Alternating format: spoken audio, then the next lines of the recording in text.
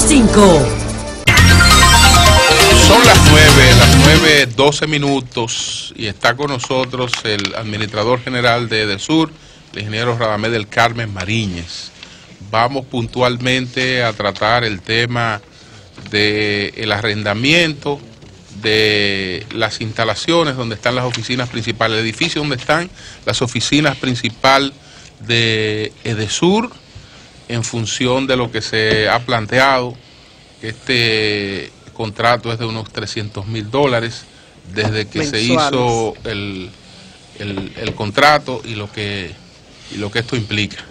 Y aquí está pues José, que fue quien ha planteado este tema tanto aquí como en el Congreso. Y pidió en la Cámara de Diputados que se investigara esto. Así es. Bueno, sí, porque se estaba conociendo que de hecho se aprobó, ¿no? Fui aplastado por mi mismo partido, porque yo le dije a ellos, nosotros no tenemos problema porque habíamos aprobado otro préstamo de $39 millones para el desarrollo agropecuario. Es a la Comisión de Hacienda, que fue que leyó el informe favorable al préstamo, que esperaran las redes.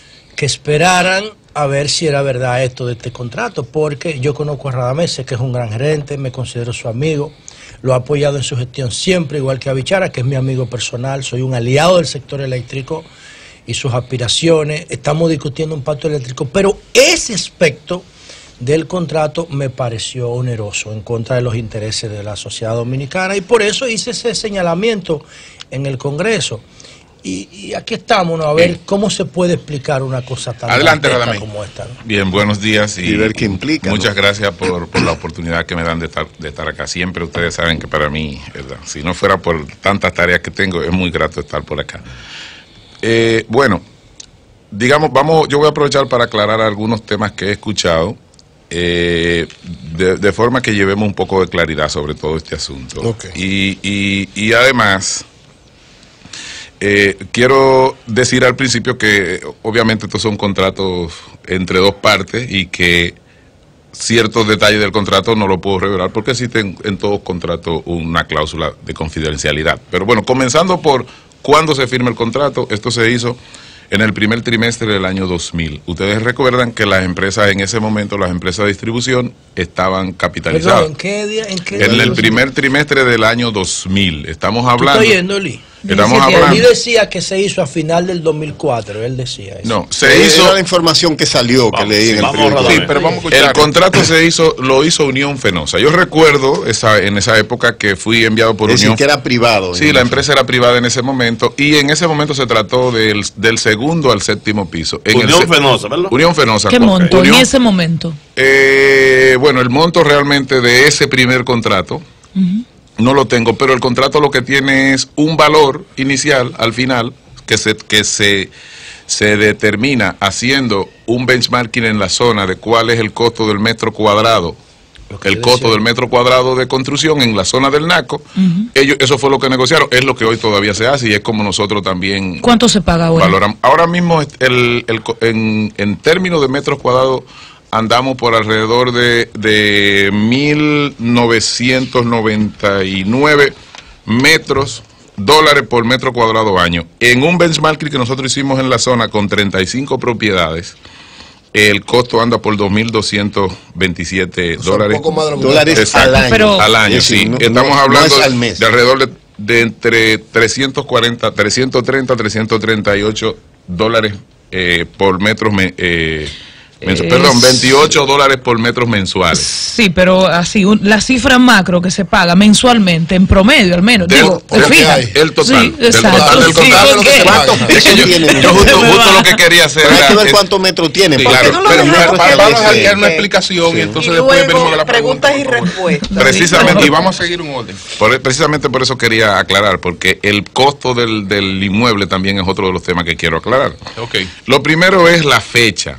Y la fecha es entre en el primer trimestre del año 2000, y lo hace Unión Fenosa, era una empresa privada en ese momento, y ustedes saben que la recompra se hizo en el año 2003. De manera que ese primer dato quería dar. Lo segundo que quería aclarar era que en principio ese fue un contrato del piso 2 al piso 7 de la Torre Serrano, y ahí estaba la vicepresidencia ejecutiva de de lo que era en ese momento Edesur de Norte, que ustedes recuerdan que era una empresa, y ahí estaba Antonio Pantoja, Luis Díaz, seguro que ustedes recuerdan eso, Ignacio de Álvaro. Luego, con el crecimiento de la empresa, porque la empresa en ese momento tenía una menor cantidad de clientes, fue habiendo necesidad de seguir creciendo. Y se alquiló el piso 2 y 3 de la Torre Cristal, que es la torre de Codetel o la Torre Claro. Y más adelante fue necesario también un solar más allá de Edesur. Ustedes se fijan que si ustedes han ido a Edesur, está Edesur, el parqueo y hay una casa. Y después de la casa, ahí está el centro de formación. Ese es el centro de formación de Edesur. Entonces, cuando hablamos del costo, que en realidad son $290,234 mensuales, estamos hablando de que lo que es Torre Serrano, estamos hablando de 150 más 28, $178,000 al mes. Eso es lo que cuesta la Torre Serrano. Cerca de 14 millones mensuales, sí, más o menos. Pero totales, pero reitero, solo la Torre Serrano, que es donde está el edificio que digamos que es el que ha generado la controversia, son $178,000 mensuales. Lo que pasa es que 7 millones la Torre Cristal, el piso 2 y 3 y 4, cuesta otros $100,000 y el centro de formación otros $11,000. Entonces estamos hablando que son 5 contratos por la Torre Serrano, la Torre Cristal. Recuérdense que la oficina comercial de Edesur estaba en la Plaza Naco y ahora está en la Torre Cristal, en el primer piso.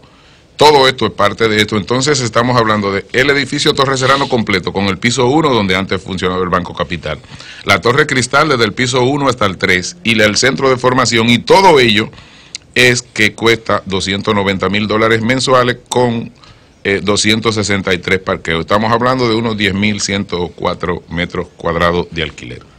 Ok, José. Bueno, lo primero es que yo le preguntaría a Radamés si... Primero, ¿qué hubiese pasado si en el 2004, cuando nosotros llegamos al poder, nosotros alojamos Edesur en unas instalaciones propias, ¿no? Que hay de sobra en el gobierno, de sobra.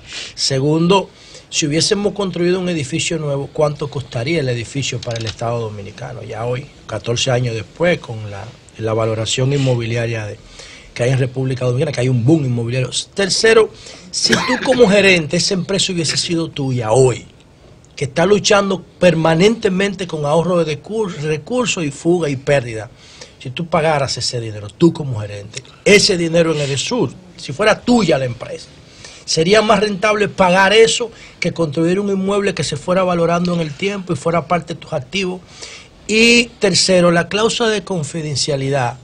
Cuando se trata de información pública que es propiedad de la sociedad dominicana, no de quien firmó el contrato, ¿hasta dónde el Estado Dominicano, la ley 200-04, respeta esas cláusulas de confidencialidad comerciales? Sí, mira, voy a comenzar por lo último. La cláusula de confidencialidad lo dije no porque haya algún dato que hayamos obviado, ya todos los datos están a la luz pública, sino porque este tipo de contrato yo no esperaba que se dilucidara así. Y yo creo que eso me da la oportunidad de contestarte lo otro, lo que tú preguntas de si fuera yo, si fuera mío, como yo lo administro. De hecho, yo te digo que como... O sea, si tú fue un gerente, olvídate de hecho, un gerente. Yo te digo que como yo administro Edesur es como si fuera mío, porque no hay otra forma. No, yo no digo el Edesur, no. No, yo digo el inmueble. Ya, estamos de acuerdo. Bien, pero bueno, un sector privado, el gobierno de Leonel. ¿Por qué estamos discutiendo esto ahora? Justamente porque cuando yo llego... a mí me gusta, yo creo mucho en la planificación estratégica. O sea, si tú quieres cambiar una realidad, cambiar una institución, cambiarte tú mismo, tú tienes que hacer por lo menos planes de 3, 4 a 5 años. Cuando nosotros llegamos y vimos la situación que estaba Edesur, nos propusimos un plan estratégico. Y el plan estratégico pasaba por llevar la empresa al punto de equilibrio.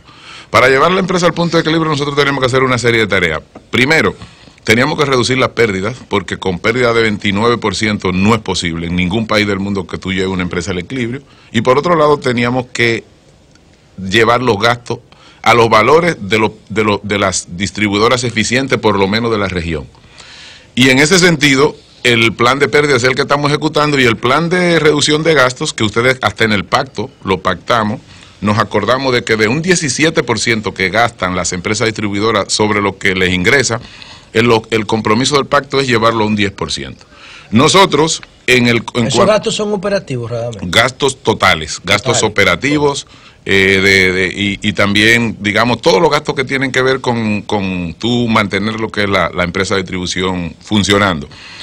En ese sentido, cuando tú vas al plan y te metes 2 o 3 semanas a ver cuáles son las causas que hacen que la empresa no sea sostenible, obviamente tiene que pasar por el tema del gasto. Y lo primero que nos salió a nosotros fueron los grandes gastos. Nos salieron los gastos de alquileres de inmuebles, los gastos de vehículos y digamos los gastos de personal, los gastos de combustible, los gastos de contratas. Y es ahí donde esto sale. De hecho, nosotros nos propusimos mudarnos en el primer trimestre del año 2017. El año pasado ustedes tenían pensado mudarse. ¿Mudarse hacia dónde? Hacia un inmueble que estábamos gestionando en coordinación con la CDE, con Rubén Bichara y con el Banco de Reserva. En principio comenzamos con mi amigo Simón Lizardo. No, el de aduana. Enrique Ramírez. Y luego tuvimos una reunión, creo que no dejamos ni calentar la silla, Simón. Y seguimos trabajando en el tema, pero no fue posible conseguir ese inmueble. Y dentro de los temas que salieron estaba lo que ha salido en la prensa, que había una penalidad en el contrato, porque nosotros entendíamos que el contrato se vencía a 1 año. Luego descubrimos que el contrato realmente se vence en el primer trimestre del año 2020, se vencen dos fue de a ellos. 20 años el contrato. No, fue a 5. A 5 años. Se fue renovando. Se ha renovado, digamos, cada 5 años. Y una parte del contrato, otra parte de los locales se vence en el primer trimestre del año 2021.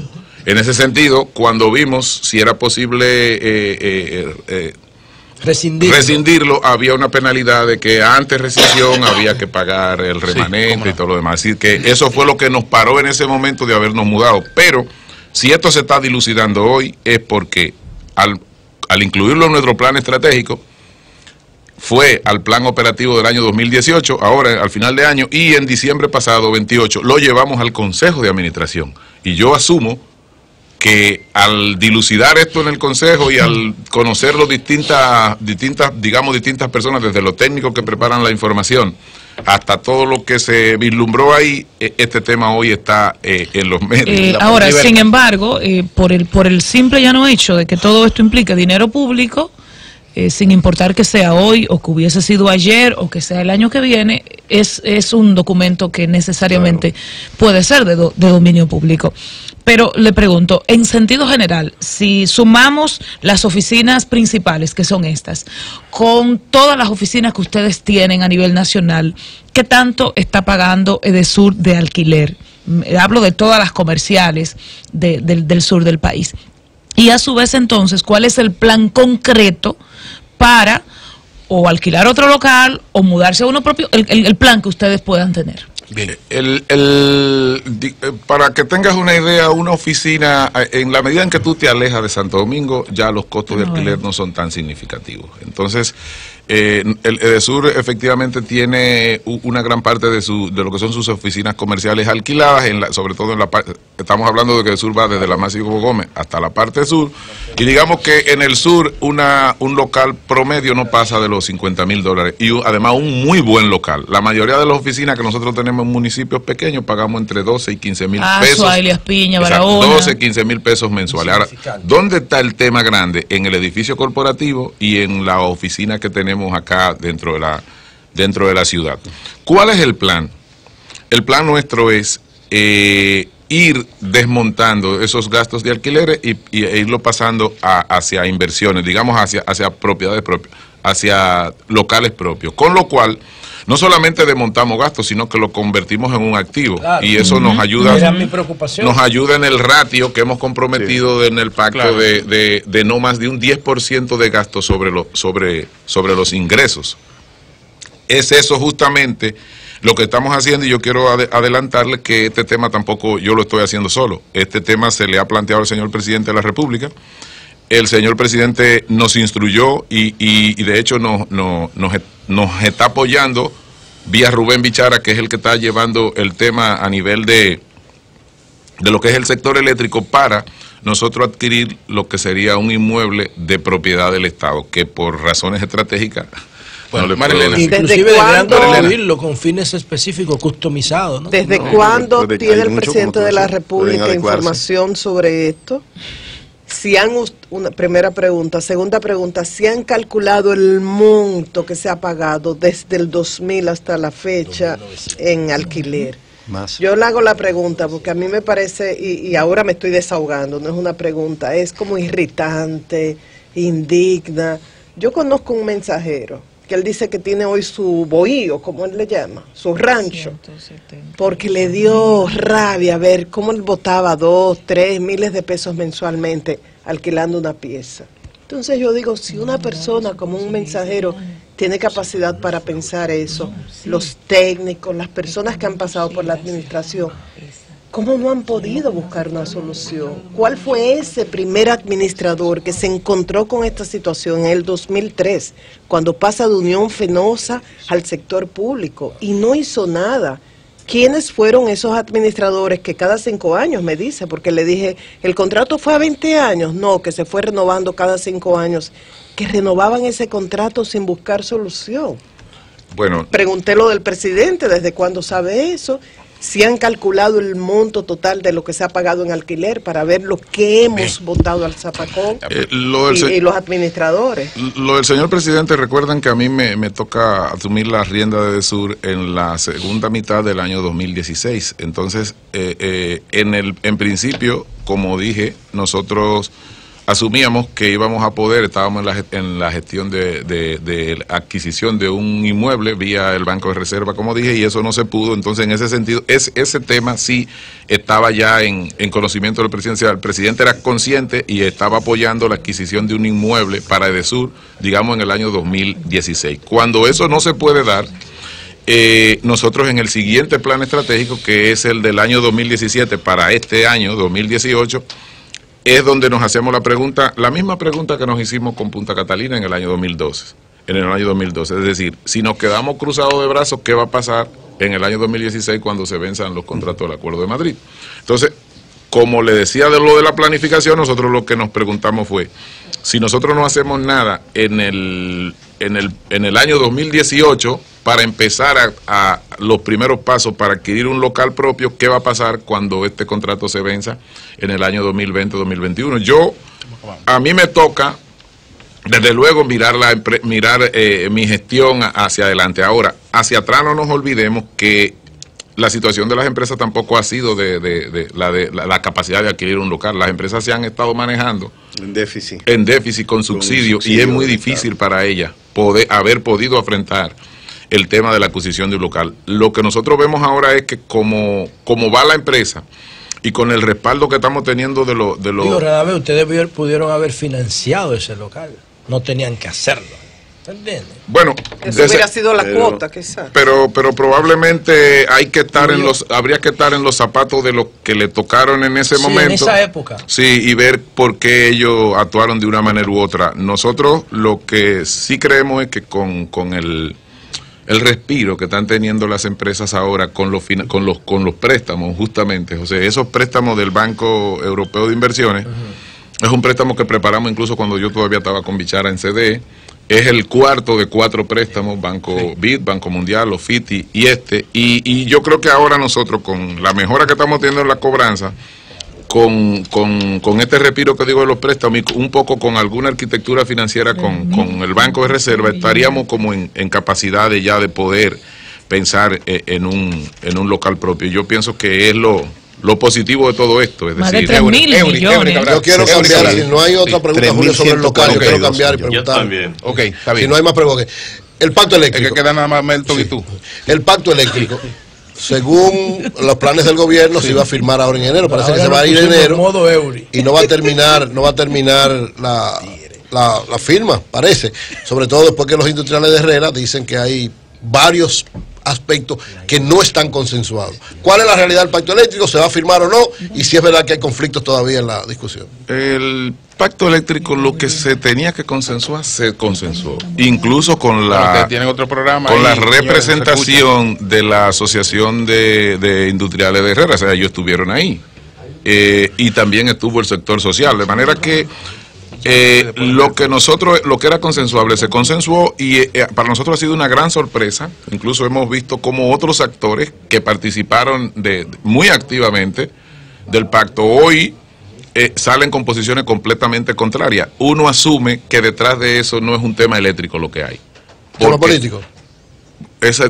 Yo lo mío es la electricidad, pero lo que nosotros lo que nosotros hemos visto es que las posiciones que se están, digamos, los argumentos que nos están exigiendo para la firma del pacto no son eléctricos ya. Okay. Es decir, lo mejor que se podía hacer con el pacto eléctrico lo hicimos. Y yo quiero recalcar que es un compromiso. Entonces, ¿a quiénes que le conviene realmente que se firme el pacto eléctrico? ¿A la oposición o a los sectores empresariales, a los externos? Porque el pacto lo que significa es un enorme compromiso económico para el gobierno. Con los compromisos que el gobierno está asumiendo en el pacto, el que venga después del 20 o del 24 va a encontrar el problema resuelto. No va a encontrar un problema de un déficit de 600 a 1.000 millones de dólares que le erosiona las finanzas a cualquier gobierno que venga. Yo no sé si se han hecho esa pregunta. ¿Qué pasaría si ellos llegan? El petróleo va rumbo a $70 el barril. ¿Qué pasaría si ellos llega un gobierno nuevo y el problema eléctrico no está resuelto? Yo no sé si se han preguntado cuál es el peso que va a tener el déficit sobre la finanza del que venga a gobernar.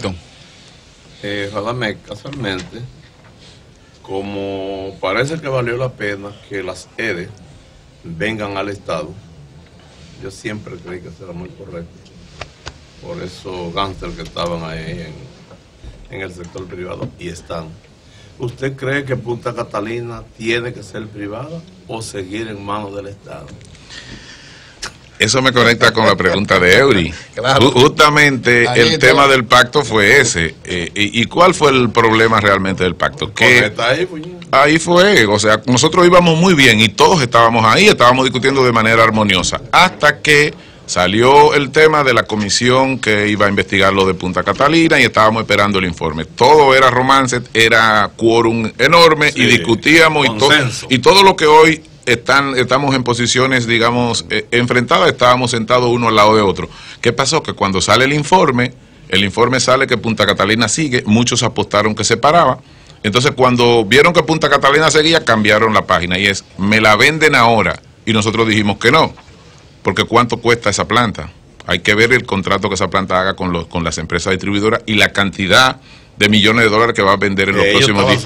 Claro, entonces cuando nosotros definitivamente decimos que no la vamos a vender y que Punta Catalina se va a terminar, se va a poner en línea y va a hacer contrato con las empresas distribuidoras desde la propiedad estatal, eso fue lo que trancó a algunos sectores y se fueron. Contempla el pacto eléctrico ceder parte. Desde mi punto de vista, Melton, sí, Punta Catalina debe ser propiedad del Estado. Yo lo digo claro. Y eso ya lo habló. Y eso ya él concluyó, te digo que claro, yo creo que no merita ninguna, pero ya lo dijo bien claro. Ya lo dijo bien claro.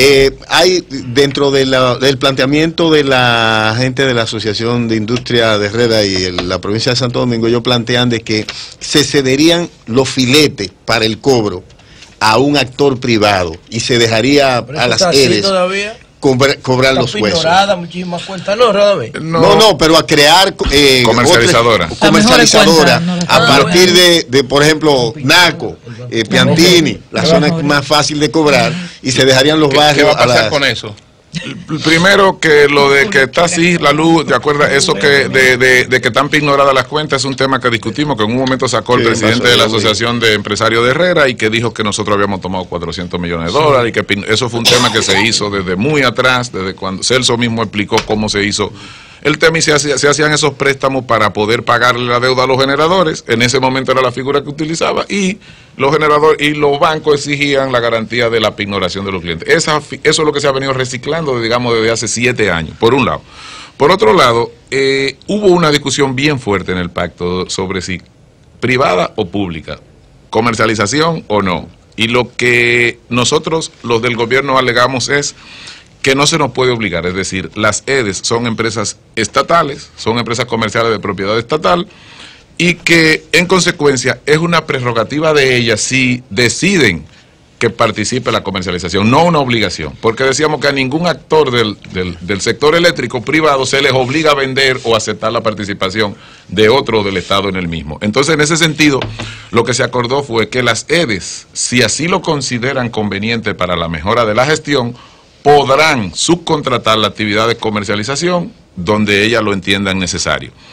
Eso va a depender entonces en consecuencia de cómo esté cada una de las sedes. En el caso particular de Edesur, yo te puedo decir que lo que es Santo Domingo Centro, estamos hablando Máximo Gómez, Kennedy hasta la Luperón, hasta el Mar Caribe, eso es el primer sector de 8 de Luperón, Mar Caribe, esa es la circunscripción 1. Bueno, la circunscripción 1 tiene pérdida de 8% y CRI de 90%, entonces es eso. Wow. Compra el 35% de la energía que compra Edesur. Eso es una empresa rentable. Claro. El siguiente polígono, el siguiente sector que va hasta el río La Isabela, todo Herrera, Cristo Rey, desde la Máximo Goma, todo Herrera, está en pérdida ya cercana a 20%. Y ahí estamos ejecutando todos los proyectos. ¿Se va subiendo en la medida que se va profundizando en el sur? ¿O hay alguna región en el sur que tenga pérdida por debajo del 20%? Solo San Juan está cercano del 20%, las demás del sur están por encima de 40%. Ahora, ¿qué es lo que ocurre, la luz? Que es que en esos sectores donde hay pérdida más alta es donde va esa inversión de los bancos que se aprobó en el Congreso. Bueno, ahí es donde estamos desarrollando, lo que significa que en los próximos 3 o 4 años nosotros vamos a tener Santo Domingo Oeste y el norte, que es los Alcarrizos hacia la autopista Duarte, más Jaina y San Cristóbal, nosotros lo vamos a tener justo con pérdida tendiendo a lo que es Santo Domingo Centro. Ahora el gobierno tendría que decidir, perdóname Julio, si después de tener las empresas saneadas las vende, pero ya eso ya después cuesta, que engorde la vaca. Bueno, pero vamos adentro, gracias a Radamés del Carmen Mariñez, director de Edesur.